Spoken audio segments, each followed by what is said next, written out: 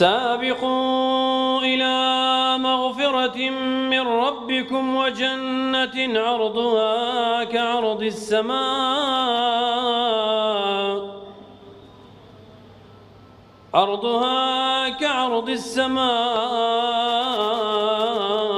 والأرض أعدت للذين آمنوا بالله ورسله ذلك فضل الله يؤتيه من يشاء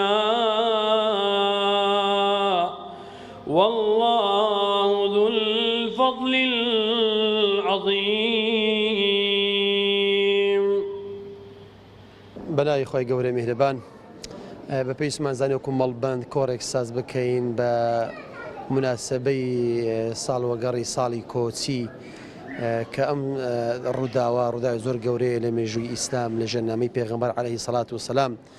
کۆچ پەیامێکی زۆر گەورەی تێدایە، دەستکە زۆر گەورەی تێدایە، دەرس و وانەی زۆر گەورەی تێدایە. بە پێویستمان زانی کە لە ڕێگەی کۆڕ و سیمینار و وەرکشۆپ و خول و خوێندنەوەی پەرتوک لەسەر ئەم بابەتەیە بەڕاستی نەوەکانی دواڕۆژ ئاشنایان کەین، ئەو گەنجانێکی تازە پێگەیشتون ئاشنایان کەین بە کۆچ بوو بۆ ڕوویدا چۆن ڕوویدا چێ پێی هەستا و دەستکەوتەکانی کۆچ بوون، ئامازەکانی کۆچ بوون. ئەمانە هەمووی شتی زۆر گەورن، پێویستە ینی گەنجانەوەی نوێ لەسەر ئەم شتە گرنگانە ڕابهێنرن، پەروەردە بکرێن و ئاشنا بن بە سیرە و ژیانی پێغەمبەری خوان عەلەیهی سەڵات وسەلام.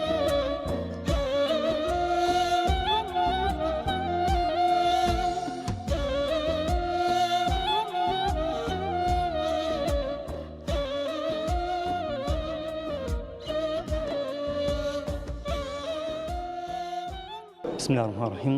دیارە هیجرەتی پێغەمبەری خوا صلی الله علیه و سلم لە مەکە بۆ مەدینە پڕیەتی لە گرنگی و لە ئەسرار و لە نهێنیات کە تاریخێکی عەظیمە، هەرچەندە لە سەردەمی پێغەمبەر صلی الله علیه و سلم ئەم تاریخە نەکرابوو بەسەری ساڵی ئیسلامی، بەڵام لەبەر گرنگی ڕووداوەکە ئیمامی عومەر لەسەر پێشنیاری ئەبوو موسای ئەشعەری ئەم تاریخی کردە بە ساڵی ئیسلامی، چونکە بەڕاستی هیجرەت وەرچەرخانێک بوو لە مێژووی ئیسلامدا. ئەبینن حتا قورئانی کرد بە دوو بەشەوە، قورئان بەشێکیان مەکیە و بەشی تری مەدینەی، حتا داوە و بانگەوازیش بە هەمان شێوە دەبینن کراوە بە دوو بەش، داوای مەکی جوایزە لەگەڵ مەدینە. جا لەبەر گرنگی ئەم ڕووداوە کە پێغەمبەری خوا صلی الله علیه و سلم بە مەبەستی دامەزرانی دەوڵەتی ئیسلام و تەطبیقی شریعەتی ئیسلام ئەم هیجرەتەی لە مەکەوە کرد بەرەو مەدینە.